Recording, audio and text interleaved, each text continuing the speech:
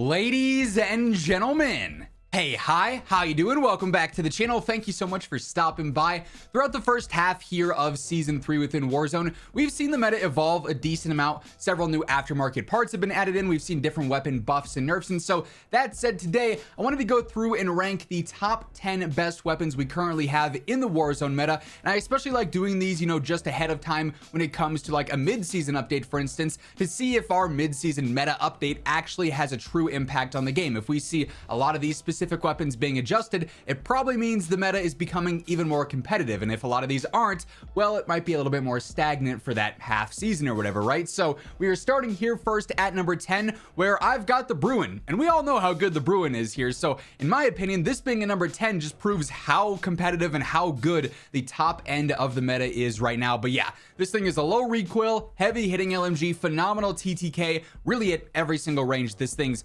in contention for being one of the best TTKs in the game. So pretty standard setup here as far as an optic goes for mid to long range. It's where this is obviously based. Really anything that you're comfortable with. I like the Jack glassless a lot here. 2.5 times eagle eye is also a pretty common one for long range. So whatever you feel like you're going to hit the most shots with, always go for that optic. I am downgrading to the 60 round mag as opposed to the default 100, just because this is going to speed things up a little bit, make it a tad bit more aggressive with the general movement here. And it just reminds me a lot of that OG Warzone 1 Bruen feel, right? I also got Bruen heavy support on here, some decent horizontal control, but also that firing aim stability and idle sway.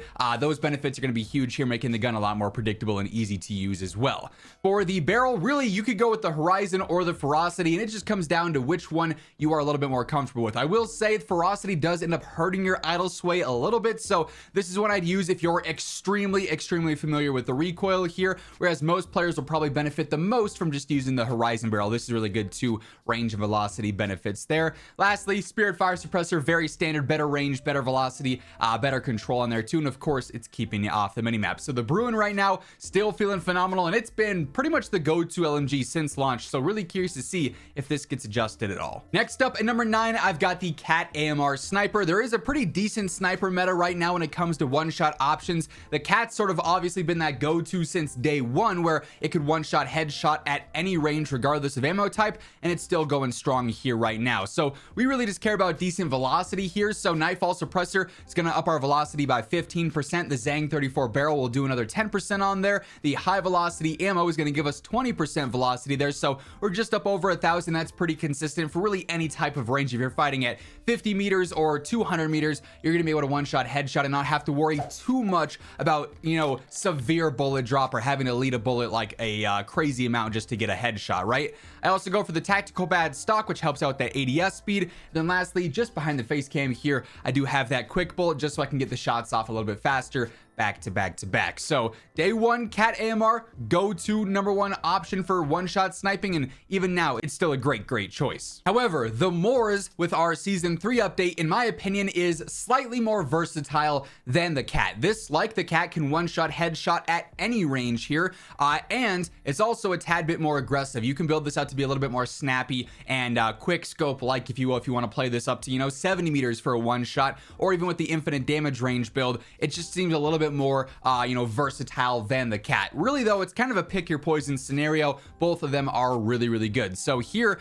I go for the anti-material slug rounds. This does allow you to one-shot headshot again at any range you want. So it could be 25 meters, could be 250 meters. If you're getting that headshot, it will put them down. I also go for the ton heavy barrel, helps out with that better velocity there. The Razor Hawk laser sight, just better ADS speed here, a little bit more snappy, a little bit more aggressive. Super light 90 stock, gonna do more of the same, better ADS speed, but then you also get like crazy movement speed, strafe speed, tack sprint speed, so just makes the whole build feel a lot more aggressive. And then once more, behind the face cam, in case you're looking for a screenshot, I also got the quick bolt here, so that faster chambering just allows me to get shots off a little bit quicker if I need to get that finish or get that second shot off in order to knock a player. But in terms of one-shot sniping, you definitely have some strong options right now. Next up at number 7, I've got the SVA 545. Super reliable rifle, really is good everywhere. And in this particular instance, I'm using this as a hyper burst, you know, rifle. I am turning it to the semi-auto mode, which allows you to fire that hyper burst, sort of 2 bullets at once. That's exclusive to this gun essentially, and it's got no recoil when doing so. Like, quite literally, you shoot consistently, it's going to stay in the same place, and the movement is all based around how you're moving your mouse or how you're moving your right stick. So for that reason, I am actually going for high grain rounds now as opposed to an underbarrel. Just helps extend that range velocity, makes it more lethal in the mid to long range, makes that faster TTK range a little bit further out as well. Basic 60 round Extendamag there, works for all squad sizes, 2.5 times Eagle Eye Optic. The precision long barrel is going to help out with idle sway, control, velocity, and some range as well. And then Spirit Fire Suppressor, better range, better velocity, better control on here too. So definitely takes a little bit of getting used to when it comes to the hyper burst in specific, but man, it's just so much fun to use. And like I said, that no recoil element of it makes it so good in the mid to long range. By the way, as we are breaking down all the weapons here today, if you're new to the channel or if you have not subscribed yet, this is the place to be to guarantee you are always up to date with everything going on in COD. So feel free to hit that sub button and turn on those post notifications. And if you enjoyed this video, do me a favor, drop a like on it. Much love to everyone who does take the time to do so. Next up here at number 6, I've got the WASP-9. Personally, this is one of my favorite feeling SMGs. Reminds me a ton of the Milano from Cold War, and it just hits. This thing has a phenomenal damage range for SMGs, really competitive TTK throughout. Ton of fun to use in my opinion. A little bit of a slower fire rate, so it's a little bit less forgiving if you miss shots, but luckily it is pretty easy to use. I go for the basic 50 round Extendamag first and foremost here.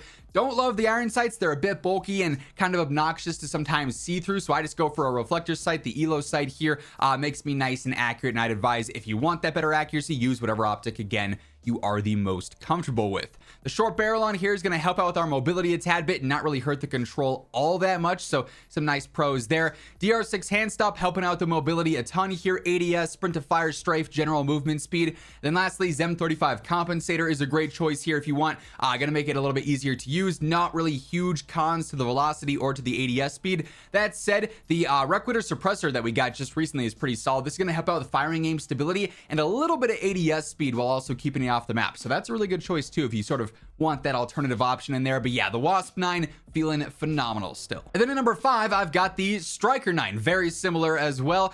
Just super aggressive SMG here, really fast TTK as we've talked about in the past, and relatively low recoil as well. So it's checking all the right boxes for a competitive SMG. Initially here, I am using that Requitter suppressor. I just like the feel of this, but again, ZEM 35 compensator if you want a little bit more control on here, especially because we are using no stock, that would be a viable choice as well. Just depends on how comfortable you are with the control when you're fighting in, you know, those first 20 meters or so where you should be taking pretty much every fight with this thing.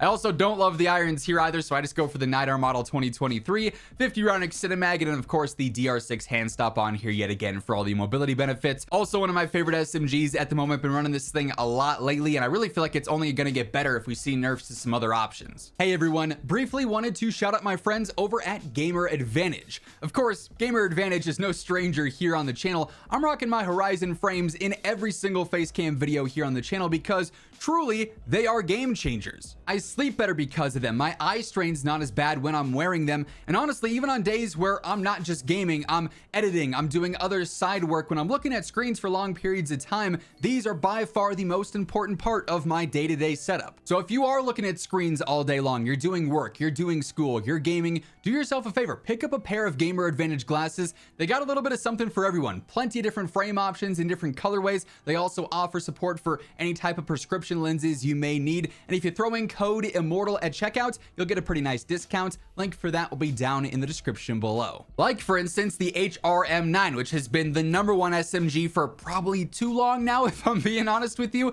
If this sees any adjustments and something like the Striker or the WASP-9 doesn't, those are inadvertently going to become a lot better and closer to that #1 spot. But in terms of pure SMGs, the HRM has got to be that #1 choice here.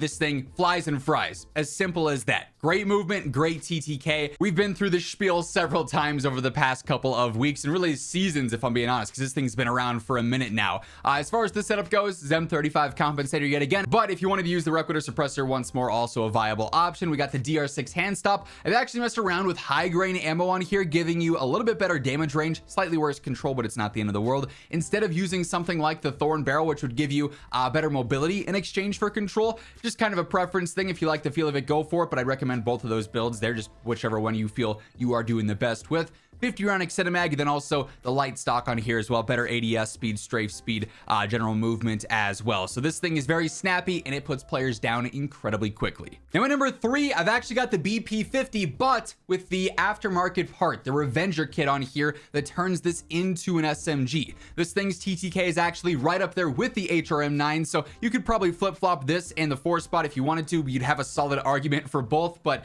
super close there. This thing doesn't have as good of range as the HRM9, but its mobility is absolutely crazy. Also very easy to use, and that first damage range TTK is pretty nuts. So here again, I've got the ZEM35 compensator. You could also upgrade to something like the Castus Break as well if you wanted to. Makes it a little bit more predictable with that horizontal control being attacked a little bit more. I've also got the Kimura laser sight on here, faster ADS and a faster sprint to fire with that. The high grain rounds extends that lethal damage range out to 14 meters, so that's pretty clutch there. The Revenger kit obviously is one of those attachments, and then just because everything else is off limits outside of an optic, I go for the Trust 4 grip tape. Helps out with some control and some firing aim stability. I like the iron sights. If you need an optic on here, just drop the grip tape, throw on whatever optic you're comfortable with, because everything else is outlawed by the conversion kit on here. So no barrel, no underbarrel, no mag, nothing like that. But this thing is pretty nuts for what it is. Definitely a bit more of a niche option, but super good where it is good. Then at number 2, I've got the regular BP50. So yes, the BP50 in any form right now is incredible, but just the basic rifle version of the BP50, low recoil, best TTK in class over range, so that's really convenient as well. Also incredibly versatile for like the close and mid range though too. So here I got the Castus Break, horizontal control, firing aim stability benefits are super valuable there. The lower 9 heavy barrel, better range, velocity, control, firing aim stability, little 4-in-1 combo there is really convenient as well. DR6 hand stop you can get away with using here even for the long range because this thing is so easy to use. So if I can speed it up and make it a little bit more aggressive, that's always a great option. 45 round extended mags, the max here. Then lastly, we got the Moat 40 stock, which is better control and some better mobility, ADS speed, movement speed, strafe speed. Really fun to get all of those pros out of one singular attachment for sure. This has been my go-to rifle for well over the past half season. It is still holding strong right now. And then lastly, I got the Subverter at number 1. This thing's TTK is basically best in the game almost at every single range. It's got that S-curve recoil, which throws some players off, but if you just play with this thing enough, you'll get used to it over time. No one's gonna be 100% perfect with this thing, but as long as you're landing the majority of your shots here, and especially like in the mid-range, even the long range with this build, which is so low recoil, you're gonna just be frying enemies. This thing's TTK is definitely the number 1 standout in this case. So Castus Break on here, yet again attacking that horizontal control, obviously important with an S-curve pattern. We've got the Dozer 90 long barrel, range, velocity, control, firing aim stability in there. Bruen heavy support, firing aim stability, idle sway, and horizontal control being attacked yet again. So those 3 attachments in one really make the recoil pattern here a lot more predictable, but we're not done yet. The heavy stock also goes in on some better control just across the board, which is super convenient. So we've got that on there. Then lastly, just your basic 50 round extended mag. I love the irons here. They're very clean. Even at long ranges, it's really easy to stay on target. So this thing fries. It's a little bit heavier, a little bit slower, but if you can land your shots, you're gonna do very well, and very few things will be able to outgun this. And that said, that's how the top 10 currently plays out here in the Warzone meta. That's gonna wrap things up. If you enjoyed the video, do me a favor, drop a like on it. It's always really appreciated. And if you're new to the channel and you want to guarantee you're always up to date with everything going on in COD,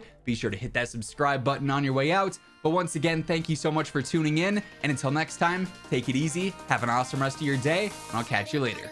Peace out.